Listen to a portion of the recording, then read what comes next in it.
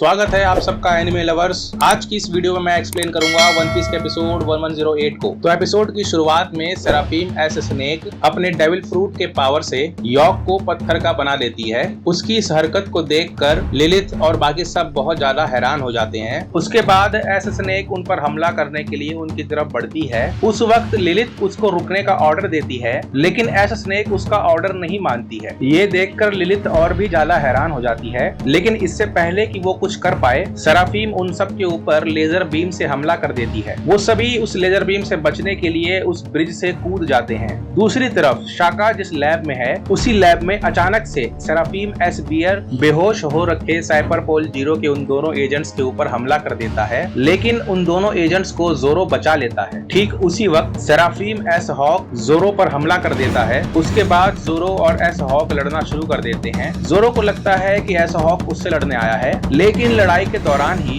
S hoc उन दोनों साइबरपोल agents के ऊपर हमला कर देता है, जिसके बाद जोरो समझ जाता है कि सेराफीम इन दोनों एजेंट्स को मारना चाहते हैं। उसी समय जोरो की मदद करने के लिए लूफी और शाका जोरो के पास पहुंच जाते हैं। सेराफीम को जोरो पर हमला करता देख शाका बहुत ज्यादा हैरान हो जाता है। उसके बाद जोरो और लूफी दोनों मिलकर सेराफीम से लड़ने का फैसला करते हैं, लेकिन शाका कहता है कि जरा रुको, मुझे मेरी रैंक ऑफ अथॉरिटी चेक करने दो। उसके बाद शाका उन दोनों सेराफीम को ऑर्डर देता है रुकने का। शाका की बात सुनने के बाद थोड़ी देर के लिए वो दोनों सेराफीम रुक जाते हैं और जोरो और लूफी को लगता है कि ये बात काम कर गई, जिसके बाद जोरो अपनी तलवार वापस रख देता है। लेकिन ठीक उसी वक्त दोनों सेराफीम मिलकर फिर से लूफी और बाकी सब पर हमला कर देते हैं। दूसरी तरफ लिलिथ और बाकी सब ब्रिज से कूद गए हैं और वो तेजी से नीचे गिर रहे हैं। तब लिलिथ सबसे कहती है कि अपने डॉम शूज का इस्तेमाल करो और होवर करते हुए जमीन पर लैंड करो। जमीन पर सही सलामत लैंड होने के बाद लिलिथ शाका से कांटेक्ट करने की कोशिश करती है, लेकिन वो कामयाब नहीं हो पाती। तब पिथागोरस कहता है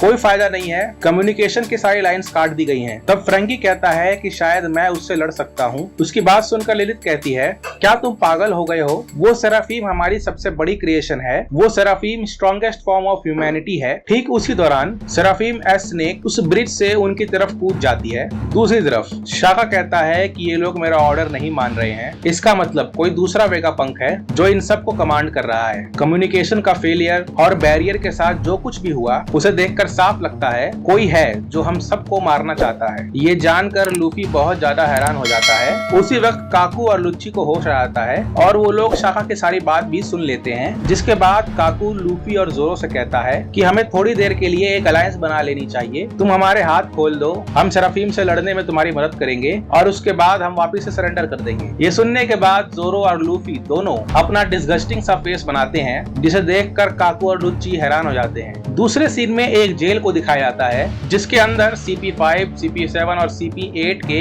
एजेंट्स बंद हैं। वो लोग 2 महीने पहले वहां पर इन्वेस्टिगेशन के लिए आए थे, लेकिन उसके बाद उनके ऊपर सी बीस्ट वेपन्स ने हमला कर दिया और उन्हें कैद कर लिया गया। उसके बाद गायब हुए एजेंट्स को ढूंढने के लिए जो लोग आए, उन्हें भी पकड़कर कैद कर लिया गया। उसके बाद हमें ये भी देखने को मिलता है उसी जेल में वेगापंक भी कैद है। उसकी हालत बुरी है। वेगापंक तब कहता है कि उसे कोई आइडिया नहीं था कि एगहेड पर ये सब भी हो रहा है। दूसरी तरफ नेवी हेडक्वार्टर में ये बताया जाता है कि एगहेड की तरफ बढ़ने वाले जहाजों की संख्या 100 हो गई है, जिसमें बड़े और छोटे हर तरह के जहाज हैं। दूसरी तरफ सेंतोमारो एगहेड आइलैंड के वासियों से कहता है कि तुम सब इसी वक्त आइलैंड छोड़कर चले जाओ। तब वो लोग सेंतोमारो से पूछते हैं कि इस आइलैंड पर हो क्या रहा है और आखिर क्यों पूरे आइलैंड पर पासिफिस्टा डिप्लॉय कर रखे हैं। तब सेंतोमारो कहता है सालों पहले एक आइलैंड था ओहारा, जिसे दुनिया के नक्शे से मिटा दिया गया क्योंकि वो आइलैंड पर रहने वाले लोग वर्ल्ड गवर्नमेंट के ऑर्डर के खिलाफ चले गए। मुझे लगता है इस आइलैंड पर उससे भी कुछ बुरा होने वाला है